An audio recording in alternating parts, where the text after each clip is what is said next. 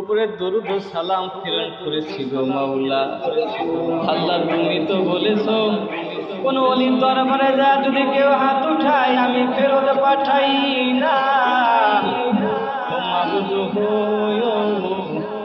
কত দূর দূরান্ত থেকে দেখো এসে হাত উঠাইছে গো মাওলা।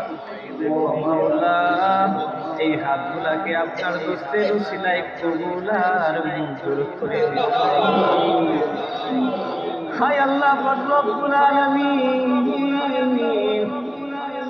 এমন করুণার দৃশ্য গো মাওলা। আজকে আমার জায়গায় আমার বাপ হাতখানা বাড়াইয়া আজকে আমার বাবা নাই। ও দাদা জান তুমি কি দেখো না তোমার সন্তান আজকে হাত বাড়াইতে পারে নাই, তোমার নাতি হাত বাড়াইয়া দিয়েছে। সন্তানের নাতিরা ও মাবুদ মাওলা রোহানি সন্তানেরা হাত বাড়াইছো। আল্লাহ দেখো না কত চিৎকার করে কান্না করতেছে। তোমার কি দয়া লাগে না? তোমার কি দয়া লাগে? হায় আল্লাহ পাক রব্বুল আলামিন আমার বাবা আমার দাদার জায়গায় চলে গেছে রে মাওলা, আর কি কোনদিন দেখা মিলবে না। ও মাবুদ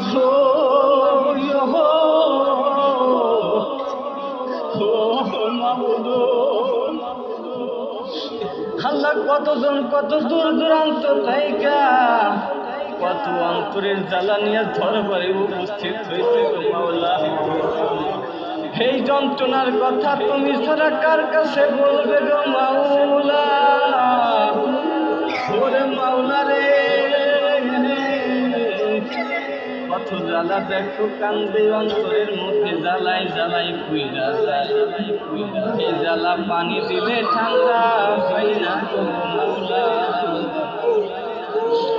হায় আল্লাহ পাক রব্বুল আলামিন আর কি কোনদিন তাদের দেখা মিলবে গো আল্লাহ?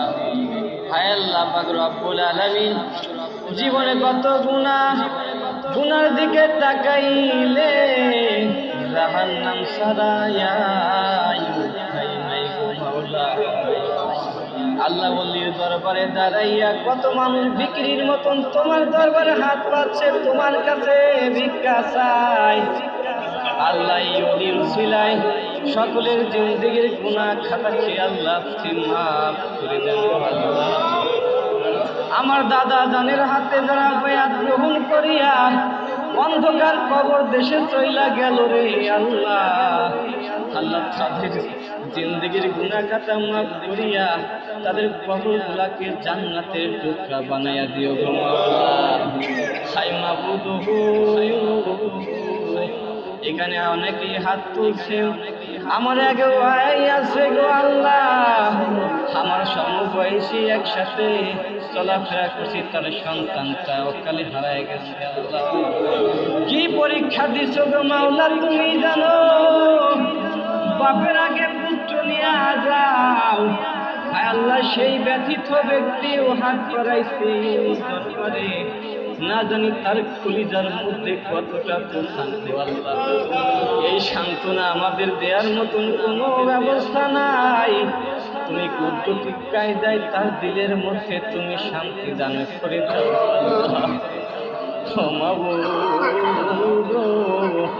বলি দরবারে হাত উঠাইয়া তোমার কাছে একটা প্রশ্ন করতে চাই, আমাদের গুনাহ মাফ হইছে নি? সবাই বলো না, আমাদের দোয়া মাফ হইছে নি?